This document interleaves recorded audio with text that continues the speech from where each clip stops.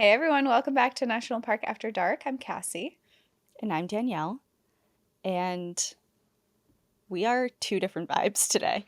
We are this is not planned at all. But if you're watching on YouTube, Danielle, or if you're not watching on YouTube and you can't see us, Danielle has a skull shirt on, and mine is literally all flowers. I look like I'm wearing something from the 70s. Yeah, you look very flower power today. Yeah, and you look very spawn till Metal. you. Yeah, metal. What does it say? Spawn till you die. Yeah, it's like a tarot card. It looks like I got this in Alaska. I And remember it. it has yeah, it looks like a tarot card and it has two salmon on it and it says spawn till you die. I think it's clever. I think it's hilarious. It's a great shirt. It's a great shirt. It's just so Thank you. funny because I feel like this is very telling of both of our personalities. Yes, golden retriever, black cat in full force today. Yeah, Well, we have a Trail Tales episode for you. And would you like to go first, or would you like me to take the lead today? I'm kind of feeling like going first. Okay. Mine is titled Little Ray of Lightning Strikes. Hi, lovely souls. Ray here. I adore you two so much. Thank you for being your beautiful, authentic selves and sharing these wild tales. While this experience isn't exactly out on a trail, I felt that I was meant to share this experience with you all. My husband and I work remotely, and we were busy typing away on our computers during a work week, and I briefly looked outside to notice some gray clouds coming through. I asked my husband if we could take our little fur baby, Lila, out on a walk before the rain came through. He agreed, and off we started on our stroll through the neighborhood. We decided to take Lila through the forest trail that makes a nice little loop back to our home. As we were about to walk into the forest, I felt my stomach drop. I looked up at the dark, ominous clouds right above us, and I felt a darkness overcome me. I couldn't explain what it was, and we decided to continue our stroll. After halfway through our walk, I remember being midair in a fetal position, covering my ears, surrounded by white light. I heard the loudest boom. I fell to the ground, and my first thought was, "Where is Lila?" I heard my little chihuahua cry and saw her running in the distance. I noticed that we were surrounded by smoke. I had no idea what had just happened, and my husband and I exchanged looks, and he screamed that we had been struck by lightning. I remember feeling a numbness throughout my body, but my heart was racing, and I was so focused on getting back to Lila. We started chasing her and realized that she was running back home while my husband was yelling for someone in the neighborhood to call 911. We arrived home, and I was processing what had just happened. Lila was perfectly fine, yet frightened out of her mind. She went and hid under our sofa, and my neighbor came over, who happens to be a nurse, and held my hand as I was shaking from what we had just experienced. After a visit to the ER, we found out that the lightning had struck a tree close to the trail, and a lightning shard had entered my husband's back and exited through his foot, leaving a burn hole through his sock and shoe. With that being said, he was okay. We both ended up with some small cuts and bruises since we were tossed about 6 feet into the air. My hubby now believes that he is Thor. I felt horrible for what my little Lila had experienced. I knew it was a traumatic experience for her, so I decided that I wanted to connect with an animal communicator to see how she was processing things. I actually was able to find a local animal spirit communicator, which I was so excited for. We scheduled an online meeting, and I was blown away by her response. She initially asked about the experience and what had happened. She mentioned that Lila communicated to her that she had flown back home after the lightning strike. I couldn't help but chuckle because she ran with the wind that afternoon. The spirit communicator also wanted to get to know who I was, and I shared that I was a local artist. She asked for the name of my business, and I told her it was Little Ray of Light Design. She immediately said, "Ray, you are not a little ray of light. You need to realize that you are a huge ray of sunshine and you can no longer play small. You are experiencing a sign from the universe." Her response resonated with my soul, and I knew that my art needed to be bigger, and I also needed to believe in myself. Wow. She also went on to ask about my husband. I said that he had actually been struck by lightning, but that he was okay. She said that this was because the trees are his spiritual ancestors. She went on to explain that he was able to withstand the strike because his ancestors are connected with the woods. This made my stomach drop because my husband and his father do a lot of woodwork crafts and furniture together. Whenever I went on my hike with my husband and his father, they would always save a tree that was either entangled by another tree or covered in debris. It always amazed me how they could spot trees in distress. We started working as a team to help these trees on our hikes. I feel that I'm pretty mindful on my hikes and I'm able to spot wildlife, but I rarely ever notice if trees just need a little help from us humans. I was in awe of this session and it really empowered me to evolve overall. The craziest part of this experience is that my dad had called me a few days before the lightning strike and asked if I was okay. I was very confused and I told him that we were fine. He went on to share that 7 hikers were struck by lightning at Grandfather Mountain and Blue Ridge Mountains, and he was afraid that it could have been us. Perhaps this experience was meant to happen. My husband and I still have a fear of thunderstorms and lightning, but I feel empowered to shine a whole lot brighter.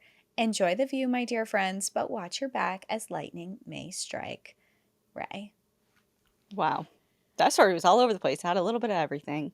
That story, the fact that your husband got struck by lightning, that is, I'm so happy you guys are okay. And then I think reaching out to an animal communicator is the most wholesome thing I've ever heard in my entire It's like, life. I just want to make sure my dog's okay Yeah. emotionally.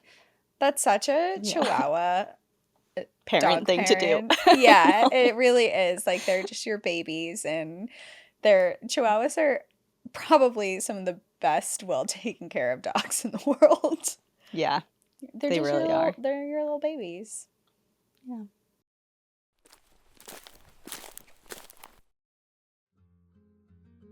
I have got some big news, and I know it feels like we are all inundated with news nowadays, but this is something to be stoked about. You've been hearing Cassie and I talk about AG1 for the last, 3 to 4 years now, but they just went through a major upgrade. AG1's next gen is here. The same single scoop once a day, but now clinically backed and formulated with more upgraded vitamins, minerals, and probiotics. AG1's next gen is now one of the most clinically backed greens powder. They went above and beyond the industry standard in testing and have made a great product even better. I think one of the most flat-falling insults somebody could give you is, "You've changed." Like, yeah, isn't that the whole point of this whole thing? We are always evolving, and so is AG1. Next Gen represents years of development and 4 clinical trials and has been clinically shown to help fill common nutrient gaps. Yes, even in you healthy eaters, and has been clinically shown to enrich the gut microbiome. After years of incorporating AG1 into my morning routine, I can truly say that drinking it in the morning, it really just sets a positive tone for the rest of my day and helps me feel my best for whatever comes my way. Now clinically backed with an advanced formula, this is the perfect time to try AG1 if you haven't yet. I've been drinking AG1 for 3 years now, and we are so happy to be partnering with them. So subscribe today to try the next gen of AG1. If you use our link, you'll also get a free bottle of AG D3K2, an AG1 welcome kit, and 5 of the upgraded AG1 travel packs with your first order. Make sure to check out drinkag1.com/NPAD to get started with AG1's next gen and notice the benefits for yourself. That's drinkag1.com/NPAD. Well, my first story is titled Abandoned Barns and My Attempt to Make a Story Sound Cool. Hi ladies, my name is Isabel and I'm from Central Texas. I love your stories and started listening during the pandemic to get through work. I particularly love the trail tale since I'm nosy. Same. Yeah, I want to know what's going on in people's lives. I Yeah. really wanted to share my story even if it's a little boring. This story isn't in a national park or even on a trail. I'm not a storyteller, so please have grace for my choppy writing and retelling. Here we go. The year is somewhere in the late 1920s. My great-grandfather and his friend are walking from Luleen, Texas to Austin, Texas, which is a walking time of about 16 to 20 hours according to Google. This could be even longer considering major highways were not made yet and the road between these places was just compacted dirt. Along the way, the sun began to set and the start of a big storm was rolling in. My great-grandfather and his friend had to quickly find shelter from the storm, so they ran to the nearest building for cover, which was a rundown barn off the beaten path. With it being nighttime, they felt their way through the barn and bunkered down in some hay to sleep. All night, my great-grandfather fought with insects that kept grazing his face and his neck. Eventually, he was able to sleep through the rolling storm until morning. As the birds chirped and woke up the two men, the insects kept grazing my great-grandfather's face and neck. Annoyed, he grasped at his face only to find wispy, white strands of what he initially thought was a spider web. He laid in the hay, inspecting the strands in the early morning sun. He tugged gently on the strand, but it didn't break like a spider web. So, still laying down, he started from one end and followed it down to the pile of hay next to him, only to come face to face with the skull of an old woman whose long white hair brushed over his face all night long. He jumped up and screamed, waking up his friend, who also started screaming. Both men hightailed it back to the main dirt road and never looked back. My great-grandfather told his kids this story, who told their kids, who told me and my siblings. I never got any more information than what was passed down from my grandfather. His father may have told him more details to the story, but this is the version that I've been told. I understand why they never told authorities. They were two dark-complexioned, Spanish-speaking men traveling between two predominantly white cities during a very racially divided time. My guess is that the woman passed away in the barn with no close contacts to check on her. At least, this is what I've told myself to try and soothe my unanswered questions.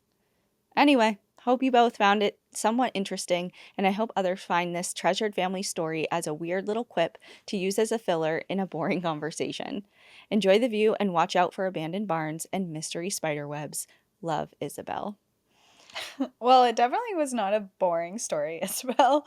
That was, I think one of the things I really loved about that story was that it was passed down from generations to generation. And I know that if you have a family, you will also pass it down. Like it's fun to have stories that are your own history and from your own family members. And I just thought that that was really fun.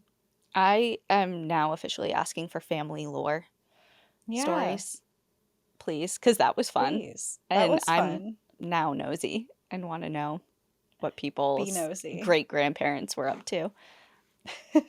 Cool. Well, my next story, I'm on a animal theme because my next one is titled Cat Rescues During a Hurricane. Hi, ladies. My name is Curran, and like anyone who writes in, I am a fan of the podcast. I listen to the pod during my daily walks with my almost 1-year-old. As a former National Park Service interpretive ranger, many of your stories not only take me back to parks I've worked in, but are always giving me a laugh as I think about my own trail tales. I would say I just finished listening to Trail Tales 58 about the kitten inside of Yosemite National Park, and it reminded me of a time I rescued a cat in a state park during a hurricane evacuation. After working as a seasonal ranger for the NPS, I worked as a state park ranger in Florida. To set the stage a bit, it was November 2020. I was working at a park just north of West Palm Beach. This park has two big campgrounds, and a larger one of the two has about 60 RV sites and then 12 sites in a row for our volunteers. About 2 weeks before the real story begins, campers let their cat named Cheesy out for his evening stroll. Side note, please don't let your animals roam freely in our state and national parks. They always need to be on a leash. Well, for whatever reason, Cheesy went out on an adventure that night and never returned back to the camper. For 2 weeks, staff, visitors, and family kept their eyes out for Cheesy and even extended the family's stay so that they might eventually find their beloved family pet. But no luck. 2 weeks passed with no real sign of the cat. This is a high coyote and bobcat area, so to me it was pretty obvious what Cheesy's fate was. Oh, how wrong I was. 2 weeks later, and we were in the midst of a hurricane watch and had to evacuate all campers and volunteers who resided in RVs. Cheesy's family had left the park in tears. Their kids were heartbroken over the loss. The winds picked up and rain was coming down in the streets when one of my volunteers called me to tell me that earlier that morning they saw what they thought was a cat running under the RV, and now they could hear very faint meows. I thought there's no way, but okay, I guess I'll take a look. I crawl under her RV, and sure enough, tucked up in the engine block was a fluffy gray tabby looking absolutely terrified. Holy crap! Cheesy is alive and a hurricane is coming. Cheesy was just out of reach. My house was too far away to run and grab a can of cat food, but luckily the same volunteer who was unknowingly housing the cat under the home had a can of tuna on standby. At this point, her husband is under the RV with me, using his long arms to reach for Cheesy. A volunteer is standing at my car ready to open the door and shut it for me. And oh yeah, about 20 people have now gathered around to witness the rescue. Arms stretched as long as he can get, he gets the can of tuna as close to Cheesy as we can. He brings his head down ever so slightly to grab a nibble, and that's when I grab him so tightly there is no getting away. I rolled out, yes, rolled out from under the RV with the cat in my arms and ran through the elements to my car. Another volunteer opened the door and shut it behind me. Cheesy didn't squirm or show any indication of wanting to run. Instead, purrs began as he clung to me. That poor cat had been out for 2 weeks. I called the owners, who happened to be only 20 minutes away, so they came back right away. While we waited, I just sat with the kitty in my car. When I handed Cheesy back to his mom, I just smiled. So much of me wanted to remind her of why we don't let our animals roam freely, but with tears in her eyes, I knew those past 2 weeks had been hell for her, and it would likely be the lesson she learned in the hard way. So that's my long-winded story of a cat rescue during a hurricane, and a story to serve as a reminder that if you bring your animals to parks, national or state, please follow the posted animal rules. Cheesy. What a good name. Cheesy. That's such a You good know name. one of I'm those adding kids that to my named. list of... I would name a cat Cheesy. And it would Yeah, be you orange and it would be really fluffy. Well, no one's stopping you. You keep saying you're going to get these animals and you have, you're I'm like a stopping me. free adult you're a grown up with a home I that you know. own. I know. Al and I have been looking at cats recently, but he's so bad because I sent him a screenshot of these 4 kittens that are at a rescue place. They're not ready yet, but they will be in like 4 weeks. And I sent him a screenshot. There was 4 of them. And he's like, yes, all 4. I'm like, no, someone needs It's to. like, okay, no. I have to be the one to rein it in, which is not normal, but I don't know. We travel so much. It's hard. You have 2 dogs. It's hard to. I know. I have 2 dogs, but we have 2 babysitters because both of our parents agree to watch them. I don't know if we could convince them to also add in a cat. Yeah. And the cat would have to be a traveling cat. Like, Yeah, good with it'd have to being be an shuffled adventure around. kitty. For sure. Yeah. Or I'd have to find someone to come to the house. I don't love the idea of leaving my cat alone in the house with with people who come like once every other day to feed and say hi. Like, I just don't think that's very fair for the cat. I don't I know. understand Well, it's easy, but I would just feel bad. And I know the cat would be fine, but I just feel bad for them socially to do that. yeah. It feels like you have a lot of roadblocks. Maybe, yeah. Your Yeah. cheesy is in the future for sure, but not maybe now. Yeah. A big That fluffy story orange reminded cat me named of. Cheesy. Sorry, what? Nothing. Go ahead. We talked at the literal same time, so I couldn't hear you at all.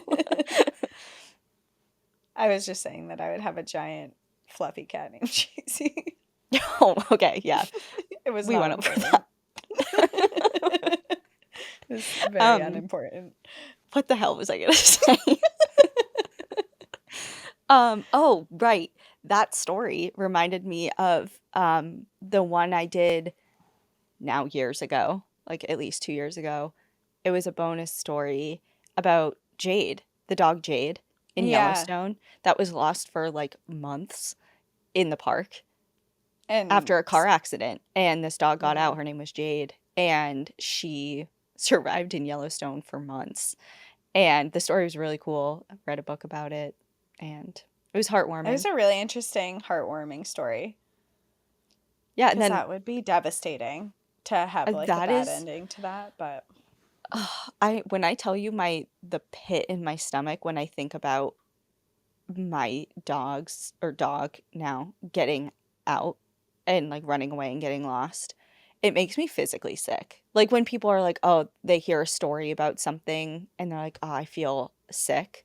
That in particular, that type of story, really, I understand that feeling. I don't know what Yeah. it is. I just, because so much could go wrong, Yeah. Well, at they're every out in turn. wildlife and they're Well, cars domesticated and dogs and yeah, and cars, people. I think my biggest fear is that a person would find, not my biggest fear, a big fear would be that a person would find my dog and then not report it to anyone and keep them. And Okay, then I I'm would gonna just one up never you. know. I'm gonna one up you and give everyone a new fear. And Okay. okay, and I remember telling you about this, and I'm gonna botch the details, so I'll keep it really short. But essentially, there was a veterinarian that I used to work with in Washington State, and he was a relief doctor at our hospital. So I didn't work with him all the time, but I worked with him for like a handful of shifts. And some of the girls that I used to work with texted me after I had moved out of Washington and sent me news articles like, "Do you remember this guy?" And I was like, "Oh yeah, whatever." And they're like, "Yeah, he's all over the news because he had a property out in Washington, and Hmm. the neighbors' dogs used to always get loose. They were two huskies, and they used to always get loose. I remember this And story. yeah, and for whatever I don't know. Like I said, the details are murky now because this was a couple of years ago. But essentially, he was threatening the owners of like keep your dogs in or like whatever. I don't know. I think he had some livestock that they may have been like slightly harassing or something. I don't know. But Yeah. anyways, long story short, he friggin' killed them. And then like took the dogs that once they were on the property, family pets, and he euthanized them with euthisol from the Oh vet my office, God. and then took them, put them in garbage bags, and threw them on the side of the road, and then told the owners where they could go find them. He's like, "Go get your That's dogs." so messed up. I I'm sorry, that's That so is, traumatizing to how is everybody. someone a veterinarian who does that? Well, his license Well, is of probably course. long gone I would now. hope his license is gone. Is he in jail or anything? I think there was like a lot of discrepancy because I know he was from Canada. So I don't know if like there was some sort of, I don't know what was going on with it. Um, but yeah, wow. I don't even remember his name. But I'm sure you have enough That's details now so to like fucked look it up up. if you want. It was the story that like I couldn't even believe was real, especially because I worked with him and I was his tech a few times, and I remember Yeah. people always were like, "This guy's kind of weird." And I kind of gave him a pass because I was like, yeah, he seems strange, but he was really into like falconry, and he had a bunch of birds of prey and stuff at his property, and like he was just into things that I think the normal person would be like, that kind of feels like an oddball thing, Yeah. like a niche thing or whatever. But I'm like, I don't know, I don't get like killer vibes from him or anything, and I was wrong. I was very wrong. Yeah. Yeah. Oh, Man, you have to be really anyways. messed up to do anything like that. Because Yeah. that's so intentional. Like the process It's of doing diabolical that. Yeah. and evil. And those dogs he had to have been, I just think of the dogs. They had to have been like nice dogs that ran up to him to Yep. do that. Trusting. Trusting of him, because you can't Yep. just do that with a dog that is aggressive or by Yep. yourself, And you the know. family, I remember seeing the family posted all over Facebook about it because they're like, we want to get the word out. This is insane. And they posted pictures of the two dogs like with their children and like on the couch, and like just, it was just so awful. Okay, let's move on Yeah. because I'm getting sick right Yeah, now. that's awful. Um, so anyway, yeah, that's needless to say, my fear is not only wildlife and getting hit by a car and having someone take them for their own because Chaska's amazing and who wouldn't want him, but Yeah. also people are messed up. Yeah, And that's or so they're like, "Oh, I true. shot him because I thought it was a coyote." And it's like Yeah. a golden retriever. It's like, "Are you kidding me?" Someone saw Ember the other day and thought she was a coyote. Yeah, I was like, "Are so you concerning. serious?" Ember does not even look slightly like a coyote. It's like, "Oh, is it cuz she's a dog?" She has a pink bandana on. Like, what do you It's just mean a short coyote? brown She's fur. small. She's dark brown. I'm laughing because I laugh when I'm uncomfortable, and that makes me uncomfortable. It made me nervous though, because I was like, what do you mean people could mistake Ember as a coyote? Well, that's the She's thing. like Yeah. She's a pit mix. Like, what do you mean a coyote? Yeah. And She's a people are so trigger happy also, especially like I out like if you have a a big hunting area too. I know.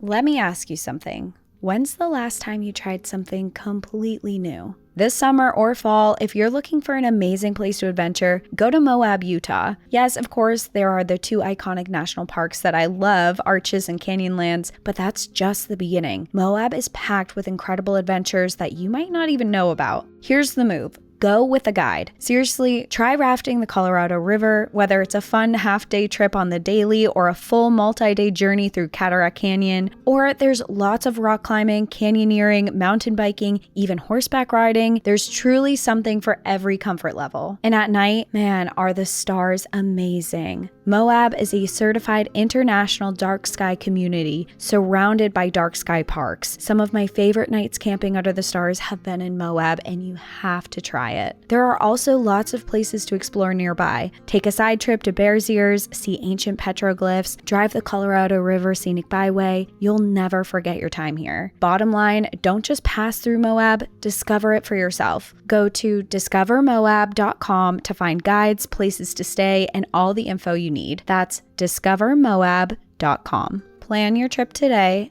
at discovermoab.com. All right, let's go on with something else. Probably to another. I don't even know where this story is going. It could also be depressing. Perfect. It's titled Poor Planning and a Psychic. A year ago, I found your podcast and was listening to your episode on the night of the Grizzlies as I drove towards the Black Balsam in Pisgah National Forest, North Carolina, for my first solo backpacking trip. We were going to do one night, maybe two, just to get our feet wet, so to speak. Kova, my giant schnauzer, who was 3 years old and 85 pounds at the time, was riding along quietly in the back seat. I had decided on this trip last minute and was nervous but excited. The trip was, in short, a memorable experience. But here's the long version.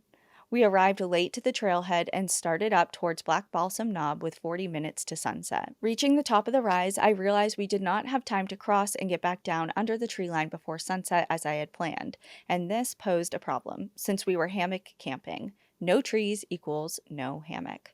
But I figured I could figure it out when we got to a campsite. So I passed campsite after campsite, watching the sun sink lower and lower. They were all taken. The climb up had been steep enough that I had zero interest in navigating back that way in the dark, even with a headlamp, since both Kova and I were carrying weight. I was also not loving the idea of pressing forward into the winding, steep trails that were at times edged by brush taller than myself, home to who knows how many black bear. Oh yeah, I forgot to mention, this whole area is heavy with black bear presence, and canisters and spray are required due to years and years of campers not being careful with food. And I had just listened to you both tell me about murdery bears for several hours. Awesome. Perfect. No going back, no going forward, no open campsites, bears everywhere. I was watching the sun go down and remember thinking to myself that at least the sunset is beautiful since it may be my last. The mental theatrics were in full force. That's Anyways, the since I spirit. knew, right? It's like, okay. Anyways, since I knew my father would follow me into the afterlife to deliver the dressing down I absolutely deserve for this show of exceptionally poor planning, I decided death was not an option and told my inner princess to shut the hell up and let me work. I found a few particularly tall, thin bushes and managed to string up my hammock shelter so we were sheltered from the wind.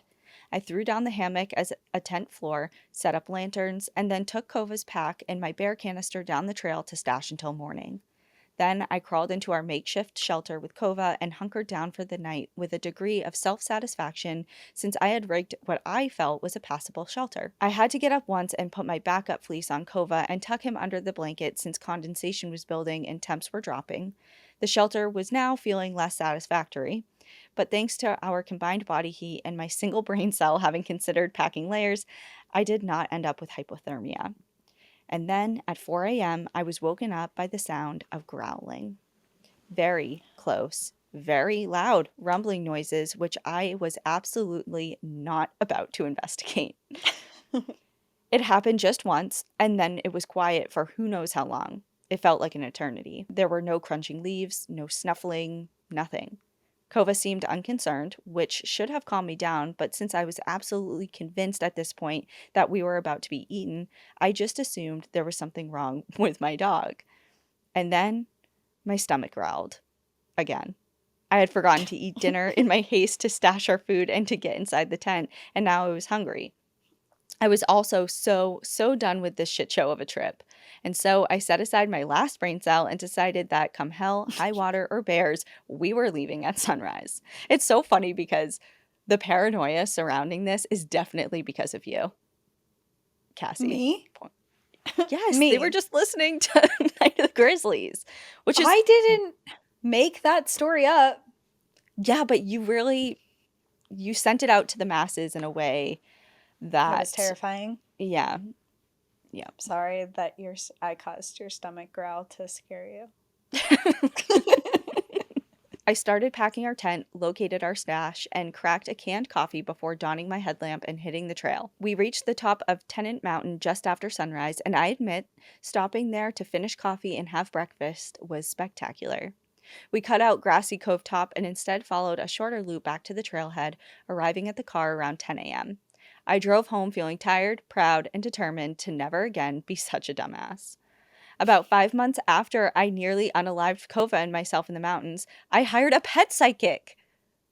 Wait a Another second. one. Wait a second. Wait a What's second. going Is there on a here? theme in this episode? Unintentional theme by me, I think. Subconscious. Also, I hired a pet psychic to talk with my cats and Kova. Now, I was skeptical.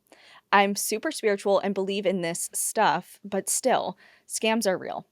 But I had questions about my cats. These are my first felines, and I didn't feel I was meeting all of their needs, but couldn't figure out exactly what I was missing. Oh, This is another very wholesome. what in the It's world? making me want to hire a pet psychic to talk to I my feel like, dogs. yeah, I feel kind of like I've been failing for not doing this Neglecting. now. Yeah. Enter psychic from stage left. She had only asked me for a photo of each animal before our session and for their names, no other details. We kick off, and I am careful to not offer anything up front. She just starts. She talked about things she could not have possibly known about with the cats, enough so that by the time we moved on to Kova, I was sold on the authenticity of this discussion. She asked if I had any outdoorsy trip planned in the near future, and I confirmed that I was considering a trip in the late summer to visit Big Bend National Park. She says, he's very concerned about the bears. And I was floored. She goes on, he's concerned about you being somewhere. It feels remote, and like he's concerned about not being able to protect you. And he just keeps sending ideas to me, like of big predators. And bears are just the first thing I think of. He clearly doesn't know exactly what this thing looks like, but he doesn't want anything to do with it. So I told her Kova can't actually hike in Big Bend, so I was going to leave him at home, and she informed me he definitely doesn't like that idea. And so then I told her there are no bears in Big Bend, so he doesn't need to worry. Is that true? I feel I like don't know. I'd have to look it up. I'll take your word for it, Erin. Um, and she says, yeah, he doesn't believe you. I guess me neither. I don't know if that's legit. Needless to say, I did not go to Big Bend. Kova also apparently does not like me going to bars by myself, is afraid of me hitting my head, and generally indicated he doesn't think I'm capable of surviving without him. After our trip to the mountains and a 20-pound wooden display falling on my head shortly after the psychic discussion, I feel like Kova's concerns are reasonable. Just saying, This is creepy. adorable. Quick side You say note, creepy, I say adorable. Quick side note, I find humor in my short overnight on the mountain, since I am okay and learned from the trip. That said, in case others do not read between the lines of my experience as I have done, this was a best case ending to what could have been a really bad situation. Your podcast describes so many situations which are product of our own human error. What starts as small, seemingly insignificant oversight can become a true issue when the environment is unforgiving and you are hours from assistance, alone, and unprepared. We learned from this experience, and I am now the person in the group who is overprepared and probably slightly annoying in my insistence for everyone to carry a minimum list of gear before starting any adventure. But you know what? I'd rather be a little annoying than a lot dead. Happy trails, Erin.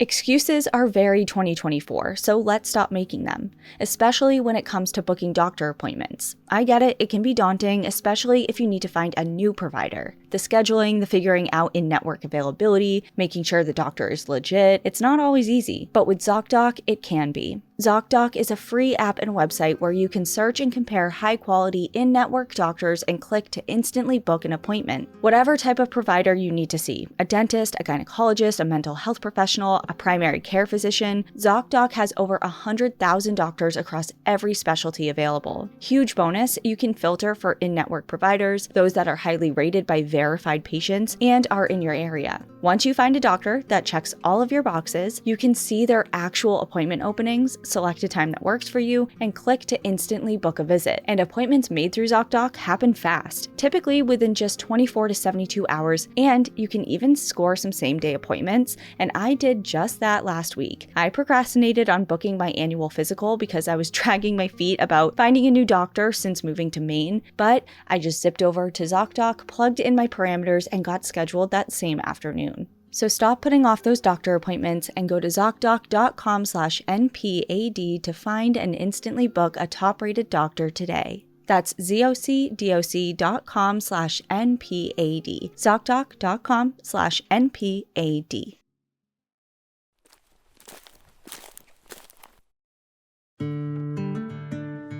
Hey, it's Danielle.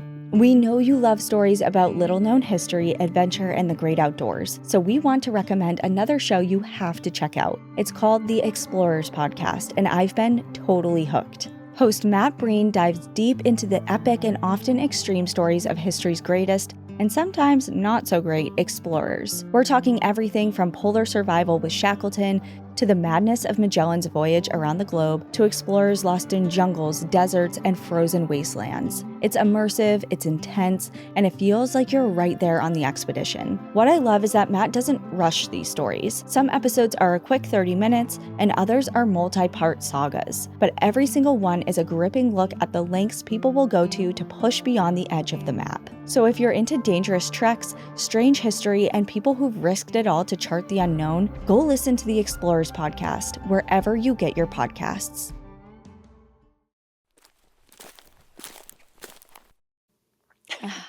Pet psychics, man. Okay, this is a sign that we should probably get on that. Yeah, I think we should. I think it would be really fun. I'm just a little worried because Chaska's so emotional, and you know what I mean. Yeah, he's the most emotional dog I've ever met. Yeah, it's kind of odd. It's kind of strange. And it's not even like, oh no, like I'm in tap with him because he's like the best dog because he's mine. It's like not even that. No, like I know. Everyone that knows him knows that. I mean, Blue wasn't like that. Of course, I'm like, oh yeah, like I love Blue. Blue had like one emotion though, and that was happy. Blue had one brain cell for sure, and it was focused on being happy. It was perfect brain cell though. It was the most perfect brain cell to ever have been in existence. But yeah, I don't know, something about Chaska. I'm just worried that like he's gonna be like, I'm sad, and I'm not gonna know what to do. But maybe if he is sad, he can communicate what he wants you to do. I feel like I do a lot. Like, you know, it's like I'm giving all that I have to give. Yeah. I don't know. I feel like because he's so emotional, I don't think it has anything to do with you. He very much loves you. Yeah, that's true. But, like, because he's so emotional, maybe it would be an interesting reading. And I think also it might make me sad because I think that a lot of, I know, and it's so weird that the synchronicities of life that we're talking about pet psychics, and this is all coming full circle right now, because Chaska was always an emotional dog for sure, but when Ian passed away, which when this is released on May 8th will be his 3-year death anniversary, something flipped in Chaska, and he became kind of a different dog. He ate through my drywall 4 times. Anytime I was a prisoner of my own home for a really long time because anytime I would leave, and I'd had Chaska for 8 years before this, 7, 8 years before I even met Ian, and he was always Mm-hmm. fine. And the second I left after Ian died, he literally broke his teeth trying to eat through the wall to get out of the house 4 times because he was just so emotionally Distraught. distraught and destroyed and stressed. And he would just panic. Like, he's on anti-anxiety meds now. Like, he just something like snapped in him.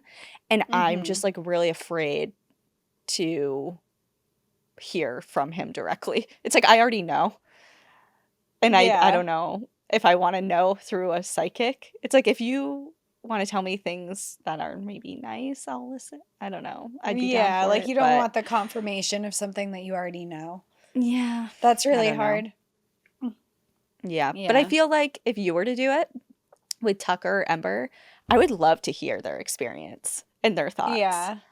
I feel like Tucker would just talk about chicken the whole time, and Why Ember chicken? feels he just loves chicken like it's his favorite food. Like he Okay. lives for chicken, which is kind of sad because he recently got diagnosed with very early sorry, very early stage kidney disease, and his doctor told him he can't have chicken anymore, or very limited chicken. So How much chicken was he in intake? What he was his gets chicken intake chicken. before? His chicken intake was ridiculous. He will only eat his dinner with if there's chicken in it. Okay, So so you would have to give him actual cooked chicken, unseasoned cooked chicken, and put it into his bowl. And he'll eat his kibble if there's chicken on top of it. But if there's not chicken on top of it, he will not touch it. And not even like just wait it out.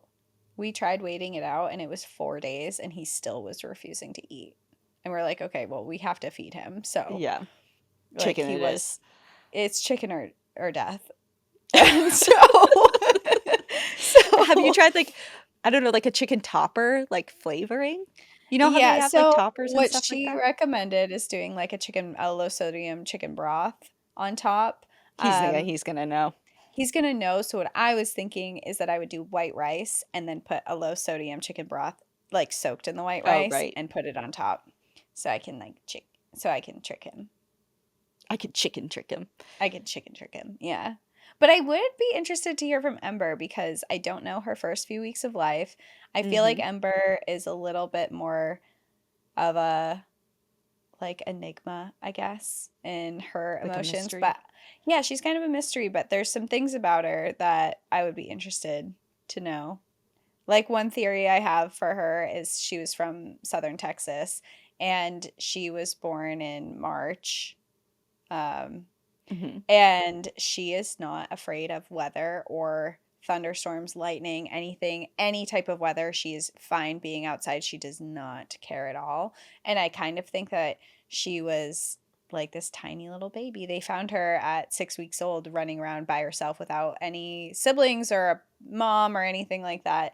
And I kind of think she had just been out on her own during hurricane season in Mm. Texas. And I would be curious if that was something that was brought up.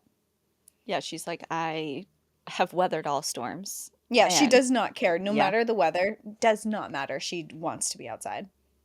I'm like, well, you live here in the house, Yeah, it's but like we this is can your go. home actually. And we stay inside during storms now. Yeah. uh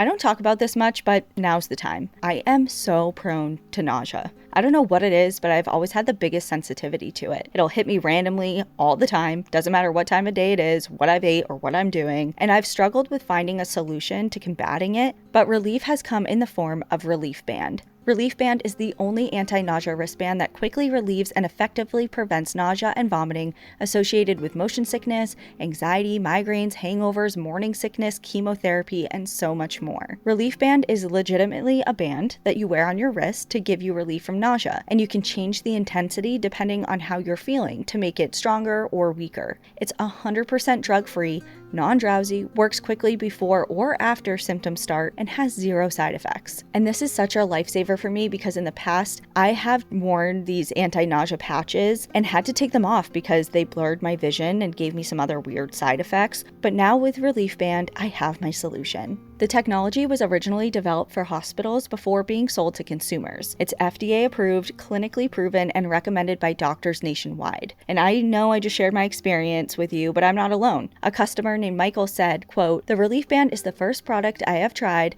that eliminated the nausea of motion sickness. I've tried the pills, the patch, the pressure bands. None of those products have worked for me as well as the Relief Band." So, if you want to cure your nausea problem fast, join the hundreds of thousands of people who are nausea-free with Relief Band. Right now, we've got an exclusive offer just for National Park After Dark listeners. If you go to reliefband.com and use promo code NPAD, you'll receive 20% off plus free shipping. So head to reliefband.com and use our promo code NPAD for 20% off plus free shipping.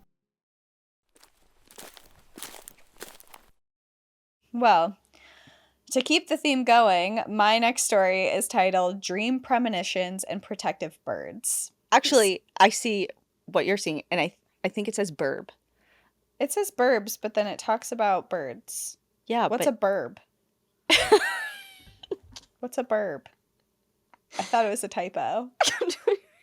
Whatever. All right, well, we're talking You about tell me, birds whoever or burbs. Okay, well, either way, I'm going to tell the story. Don't even, Hi, if there's a pet psychic in here, if there's a burb psychic, I'm going to lose it. It's like we're ending the episode immediately. Okay. Hi, guys. I've been listening to the podcast for a few years now and love how thoughtful and informative every episode is. I know all who listen are all very appreciative of all the hard work, research, and passion y'all bring into the podcast. My name is Crystal, and I'm from Southern California. My cousin and I lived together in our early 20s in Hollywood and hiked once or twice a week around the area. One day, I suggested going to La Tuna Canyon Trail in San Fernando Valley because I had been there a few times during the spring the year before and remember it being so beautiful walking along the stream leading up to multiple waterfalls that gradually increased in size and intensity as we hiked up higher. Now, before I get to our trail portion of the story, I need to preface that the night before I had had a dream. I had gone out to lunch with my grandpa and I told him I was going to hike the next day. In the dream, he looked down and shook his head while saying in Spanish, "Es muy peligroso," aka, "It's too dangerous." I rolled my eyes and told him we hike in these areas all the time. I woke up annoyed and confused because that's totally something my grandpa and grandma would say because they're very cautious people, but continued on with my day. We arrived to the trail and made our way down from the parking area, which was unusually empty for the time of day. We went down the short trail to where the stream flows to get onto the main trail. As we got there, we started climbing up the rocks and the trickle of the stream lightly falling down. Once we got up to that point, we were right on the edge of the entrance for the main trail, and we got a really eerie feeling. First off, we were surrounded by crows. Second off, the trail looked like an overgrown tunnel with the trees looming and creating shadows. We stopped and the crows started yelling at us. When I say yelling, I mean cawing, but it felt like they were all yelling at us. They surrounded the entrance and the nearby trees close to where we were standing and cawed so overwhelmingly loud that we could barely hear each other talk. We looked at each other and my cousin asked, "Do you think we should go somewhere else? This feels weird." And I immediately said yes. That was not the way I remembered this trail, and it felt scary. We started making our way back down and up back to the parking lot. The whole time we were walking away, two crows followed us all the way back to the parking area and waited until we got in the car before heading back. I couldn't help but feel like they were warning us and trying to tell us to go back. And the fact that two of them followed us and waited until we got back in our car to head back made me feel like it was confirmation that they were trying to protect us from something. I had never experienced something so unusual and creepy. It felt like a horror film, but I'm glad we didn't continue to find out what was beyond that trail. I truly believe my dream was the first warning, and then the universe sent the crows to make sure our strong willed personalities were humbled in that moment. We both have heavy Sagittarius placements in our chart and don't like being told what to do and like to prove other people wrong. That Shout checks out out. to our fellow Sag, Danielle, smiley face. We ended up going to another trail that had the complete opposite feel and that we've been to many, many times before, full of dogs and people. What do you guys think that was all about? Maybe a predator, mountain lion, or a creepy person lurking around? I don't know, but I love animals and trust their judgment. Thanks for all you do. I hope one day I can join one of your trips, sit around a campfire, and tell you guys some more creepy paranormal stories passed down from my family that I have also experienced. Love you guys, enjoy the view, but trust your prophetic dreams and the burbs. Ah, there it is. There it is. Not a typo. Burbs. The burbs. What do we think? I think there's something to be said about paying attention to the behavior of animals around you when you're out in nature. And sometimes they're responding to you or like sounding alarm calls or whatever because of your presence. But it could also be indicative of something else. And it's important to make sure you're kind of in tune to that and paying attention to that. Yeah. Crows are also really intelligent birds. So I think that's also something to keep in mind. So I don't know what it could have been. Like you said, it could have been they didn't like you and wanted you out Yeah. of their space. But also, I mean, maybe there was some protective Thing aspect to going it. on. Yeah. Especially coupled with the dream beforehand and just Yeah, like it feels like we don't really believe in coincidences, and that Sure feels like it could have been a warning for sure. Speaking of dreams, actually, this story reminded me I had a dream about you last night. okay. It was real. I woke up this morning and I was like, what was that? And now if it was a warning to me, I feel like I should confront you about it. Confront me. Yeah, confront you. Okay. I had a dream that you approached me and said that you were giving up podcasting for your real dream to become a rock star. And you pulled out a guitar and you started singing all of these songs that you had been writing. And you told me that your dream was to go out on the road and become a musician. Okay. Well, And then you showed up in that shirt for this so you're recording. Like, oh, fuck. I'm like, she's doing it. It's coming true. My prophetic dream. Yeah, you don't have to worry about me with that. I don't even listen to music, so I know. I was shocked. You Yeah. were really good in my dream too. maybe it's like an alternate timeline. That's Maybe. me. But in this one that we're living like consciously right now, you don't have to worry about that. Thank you. You're welcome. I know if anything happens to either of us, like we're kind of Fucked. screwed. And I think about that like actually kind of a lot. Yeah. And I feel like we need to Our like lives figure are that very out. much intertwined. Seriously, I'm like, what would ever happen? And We need alternate. I have a backup plan that What's I never is told it you, as but a musician? it is not. It is not. I asked. This is so funny because it was actually like a couple days, like maybe a week ago now. I'm so curious. Something I don't know what happened, but oh yeah, me and Jeff were talking about some like wholesome things or whatever, and he was like, just so you know, me, Wes, and Mike would each give a kidney to Cassie if she ever needed it. And I'm like, well, That's she's so already. nice. I'm like, well, I she's have already one. taken 2 people, so that's kind of selfish. And I'm like, but that's nice to know. And then like, I don't know, it just like devolved from there of being like, what would I ever do? Like if Cassie, like something happened to Cassie. Yeah. And I was like, would you guys adopt me? Like, could I be absorbed into Tooth and Claw in some sort of way? Like, could I be the 4th host? Yeah, like, or something. Like, just adopt me in some way. Like, work for you guys. And I think he might have said no. So maybe it's not a backup plan. But I've been thinking about it, is my point. Okay.